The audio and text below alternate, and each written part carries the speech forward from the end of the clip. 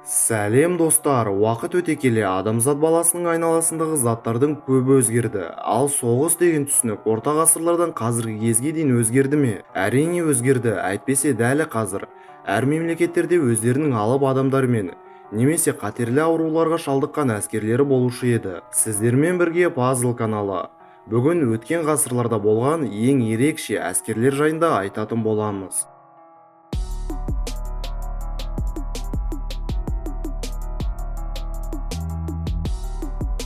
Әулие Элезардың алапес ауруына шалдыққан рыцарьлік ордені. Орта ғасырлық крест жорықшы рыцарьлерді еске алған кезде ойларыңызға қандай бейне келеді? Дене бітімі мықты, жарқыраған сауыт сайман киген ерлер келеді ме? Ал енді тура сол ерлерді денесі шіріп жатқан зомби түрінде елестетіп көріңізші. Енді сіздің ойыңызда осы орденнің рыцарьлері жайында дұрыс бейне қалыптасты. Егер сіз 12 ғасырда алапес ауруына шалдықсаңыз, сіздің болашақ өміріңіз өте қиын болушы еді. Өйткені сізбен тек тентек балаларды шошытып, ешкім дұрыс жұмысқа алмас еді. Ол ғасырдағы адамдар алапес ауру жайлы көп мәлімет білмесе де, бірақ бұл ауру өте жұқпалы екенін жақсы түсінетін. Сол себептен байқұс ауру адамдарды қоғамнан шектету үшін басшылық бар күшін салатын. Алапес ауруына шалдыққан адамдарға сау адамдармен араласуға тыйым салынатын. Оларды арнайы лепрозорий деген жерлерде орналастыратын. Иерусалимде орналасқан киелі Лазардың ордені осындай лепрозорийлердің бірі болатын. Тамплиерлер өздерінің бұрынғы мүшелерін осы лепрозорийлерге жіберетін. Лазардың орденінің рыцарьлерін өте мықты болды деп айтуға қиын, алайда денелері шіріп жатқан әскер өздерінің азапты өлімі жайлы білетін. Тіпті жүйке жүйесі зақымдалғандықтан денесінің ауырғанын сезбейтін адамдар өте қорқынышты психологиялық және биологиялық қару болды деп айтсақ еш қателеспейміз. Зомби рыцарьлері. Бұл деген достар Голливудке арналған жаңа сюжет қой. Пруссиялық алыптардың әскері. Егер сізді әскери тарих қызықтырса, онда сізде әскери заттармен байланысты коллекция болуы әбден мүмкін. Фридрих Вильгельм бірінші атты пруссиялық патша тура сондай коллекционер болған. Оның жинақтамасында алыптар, иә достар, сіз қателескен жоқсыз, кәдімгі алып адамдар болды. Фридрих өзінің осындай ерекше қызығушылығының арқасында өте үлкен әскерді жинап алған. Бірақ бұл тұста айта кетерлік жағдай 17-18 ғасырларда осы өңірде ер адамдардың бойы аласа болатын. Сол себептен кез келген бойы 180 сантиметрден асатын жігіт міндетті түрде әскерге шақырылатын. Әрине Фридрих жігіттер қаласа да, қаламаса да оларды әскерге алып, бас тартқан жандарды күшпен алып кететін. Замандастардың айтуы бойынша Фридрих арнайы барлаушыларды, яғни разведчиктерді дайындап, оларды ұзын бойлы адамдарды іздеп, кейін оларды ұрлауға шетелге жіберетін. Тіпті бір жолы Фридрихтің кесірінен үлкен халықаралық конфликт туындай жаздады. Неге десеңіз, оның барлаушылары білмегендіктен шетелде жүріп, Австрияның елшісіне шабуыл жасап, оны ұрламақшы болды. Еуропалық патшалар егер сенде Фридрихке қарызың бар болса, немесе онымен дос болғың келсе, оған сыйлық ретінде мықты ұзын бойлы жігіттерді жіберсең, мәселе тез арада шешілетінін білетін. Тарихшылардың айтуы бойынша Фридрихті осындай іске қозғаған практикалық әскери мақсаттар емес, жоқ, керісінше психикалық ауытқу салдары себеп болды. Ұзын бойлы адамдардың тұқымын шығару мақсатында Фридрих сарбаздарға тек өздеріне тәрізді ұзын бойлы және дене бітімі ірі әйелдерге үйленуге міндет қылыпты. Фридрихтің өлімінен кейін оның ұлы ең бірінші осы ерекше әскерді таратып жіберді. Дагомиялық амазонкалар. Дагомия патшалығында Фон елінде пайда болған әйелдердің әскери бөлімі. Әйел сарбаздардың топтары мино деп аталатын. Фон тілінен аударғанда біздің аналарымыз деген мағынаны білдіреді. Минолар арнайы дайындықтан өтіп, тіпті оларды өзіндік әскери формасы да болатын. Сондай-ақ олар құлдарды сатқан арқасында Голландиядан жаңа қару-жарақтарды алатын. Минолардың жасақтары шамамен 4000-нан 6000-ға дейін жететін.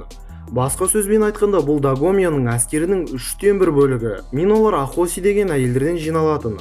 Ахоси қазақша аударғанда патшаның әйелі деген мағынаны білдіреді. Фон елінің әйелдері кейде өз қалауымен Ахоси болатын. Бірақ көбінесе Ахоси қатарлары әкесі мен күйеуі бас тартқан әйелдерден тұратын. Мино қатарларында қызмет еткен әйелдері өте қатал болатын. Әскери қызмет барысында әйелдерге бала табуға, отбасы құруға тыйым салынатын. Адамдардың көбі шыны керек олардан өте қатты қорқатын. Себебі олар вуду деген қара сиқырмен айналысатын культтің мүшелері болған. Сондай-ақ олардың әскери тәртібі мен физикалық дайындығы өте мықты болатын. Әскери бөлім өзінің соңғы жылдары винчестерлермен, шоқпарлармен және өткір пышақтармен қаруланған болатын. Ол аз болғандай әйелдер арнайы тәсілмен өздерін тістерін қайрайтын. Әскери бөлімнің қаншерлігі соншалық тұтқынға түскен адамдарды еш аяусыз бауыздап, бастарын кесіп тастайтын.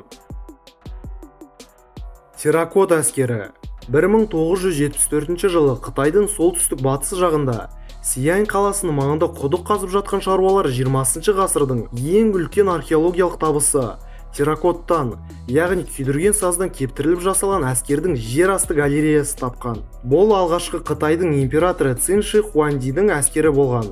Бірінші галереяда көлемдері адамдардың бойымен бірдей 6000-нан астам сарбаз, қалған екеуінде одан да көп әскери мүсін табылды. Сарбаздардың киімдері әскери шендеріне байланысты әртүрлі. Олар орасан зор әскердің бір бөлігін құрған. Императордың моласы әлі де зерттеле қойған жоқ, бірақ ол жер асты сарайында орналасқан деп есептелінеді. Ең қызығы, әскери жауынгерлер бір-бірлеріне ұқсамайды. Жалпы қарағанда тірі адамдардың тіпті әскери шендері бет әлпетіне дейін көшірмесі. Сарбаз фигуралары әртүрлі тәсілдермен қолдану арқылы қолмен жасалғандықтан үлкен өнер туындысы болып есептеледі. Әр мүсін өзінің қайталанбас келбетімен және бет әлпетімен ерекшеленеді. Белгілі бір формаға келтірілген фигуралар пеште қыздырылып, арнаулы жылтырлармен қаптатылғаннан кейін сыртына бояу жағылатын. Берілген жауынгерлер өзінің әскери шенімен және қолданылған қаруларымен ажыратылады. Императордың ойлауынша мүсіндер оны о дүниеге шығарып салып, сол дүниеде өзінің шын өмірдегіндей билеуін жалғастыруға көмекші болу керек еді. Елестер әскері. Екінші дүниежүзілік соғысқа қатысқан ақш-тың елестер әскерін біздің бүгінгі топтағы ең қызықты әскер деп те айтсақ болады. Сіз қазір күлетін шығарсыз, бірақ бұл әскер тек үрлемелі техникамен жабдықталған болатын. 1944 жыл соғыстың ең қызу кезеңі. Адамдардың барлығы соғыстан шаршағандықтан оның тез аяқталуына өз үлесін қосқылары келеді. Бірақ екінің бірі мықты сарбаз емес. Сол себептен ақш-тың актерлары, дыбыс режиссерлары, директорлары және тағы басқа өнер саласындағы адамдар қосылып, осындай әскерді құрған. Елестер әскерінің құрамында 1000-нан астам адам болған. Сарбаздардың басты мақсаты айналада мықты қаруланған әскер бар екенін жауға сендіру болатын. Арнайы актерлар айналадағы барларға мас күйінде жүріп, түрлі өсектерді тарататын. Болмаған әскери операциялар жайлы, өтірік болашақта болатын шабуыл жоспарлар жайлы. Ал фашистік барлаушылар бұның бәріне сеніп қалатын. Жалпы елестер әскерімен 17 әскери операция өтілген, бірақ оларды әскери операция емес, әскери спектакль деп те айтсақ болады. Ең алдымен үрлемелі жүк көліктері, танктар, ұшақтар және артиллериялық қару шығарылатын. Кейін оларды ашық алаңға қойып арнайы камуфляж жасайтын. Ал алдын ала таспаға жазылған техниканың дыбысы қатты динамиктерден қосылған кезде жау қорыққанын кірер тесік таба алмайтын. Ал біздің көрші Ресей елі бұл оқиғадан өзіне сабақ алғаны болса керек. Себебі оларда қазіргі күннің өзіне дейін үрлемелі әскери нысандар толып жатыр. Міне әлемде осындай ерекше әскерлер болған екен. Ал сіз әлі де естімеген және де көрмеген таңғаларлық мәліметтер осымен шектелмейді. Біз күнде сіздерді қызықтыру мақсатында әлемнің ең қызықты әрі көбі біле бермейтін ақпараттарды жинақтап, керемет видео күйінде көрсетіп отыруға дайынбыз. Ал сіздерден жауап ретінде бар жоғы лайк басып, осы видеомен өз достарымен бөлісіп кетуді сұраймыз. Ол үшін мына жердегі поделиться батырмасын басу керек. Ал егер сіз пазл арнасын бірінші рет көріп отырсаңыз, онда арнамызға жазылып, қасында шыққан қоңыраушаны басуға ұмытпаңыздар. Сонда біздің жаңа шығып жатқан видеоларымызды әрдайым ең бірінші болып көретін боласыз. Сондай-ақ біздің Puzzle Life атты екінші арнамызға тіркелуді ұсынамыз. Ол жерде біз түрлі жерлерге барып влог түсіріп, қызықты видеоларымен және дәмді тағамдардың рецептерін көрсетіп отырамыз. Сондықтан видеоның сипаттамасындағы және бірінші комментарийдегі сілтемелер бойынша өтіп барлық жерлерге жазылып, әрдайым бізбен бірге болыңыз. Бүгінге осы. Puzzle'ға жазыл.